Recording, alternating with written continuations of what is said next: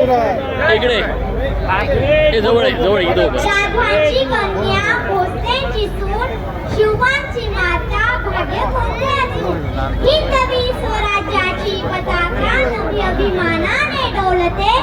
लक्ष देऊन ऐका, मी जिजाऊ बोलते, मी जिजाऊ बोलते, हो मी जिजाऊच बोलते. मला तुमच्याशी खूप दिवसांपासून बोलायचंच होतं, पण आज ती संधी चालून आली.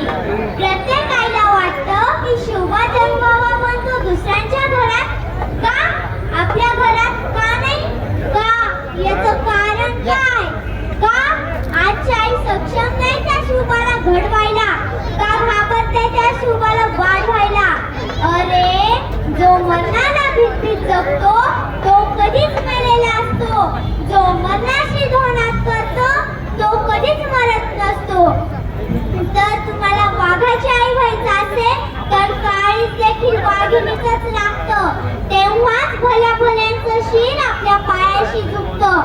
जर तुम्हाला शिवबा हवे असतील तर तुम्हाला जिजाऊ व्हावाच लागेल. आणि जर त्या एकदा तुम्ही जिजाऊ बनला तर शिवबा घडायला वेळ लागणार नाही आणि आपल्या देशाकडे कोणत्या शत्रू राष्ट्राची वाईट नजर करून बघण्याची हिंमत होणार नाही. कारण त्यांचे हात तोडणारे, त्यांचे डोळे फोडणारे शिवबा घराघरात वाढत असतील, घडत असतील. आम्ही त्यांना शिकवणच अशी दिलेली आहे, अंगणातली तुळस, गोठ्यातली गाय आणि घरातली माय यांच्यावर जर कोणी वाकडी नजर टाकली तर गाय केली जाणार नाही. घेऊन जायला आणि कदर मारायची.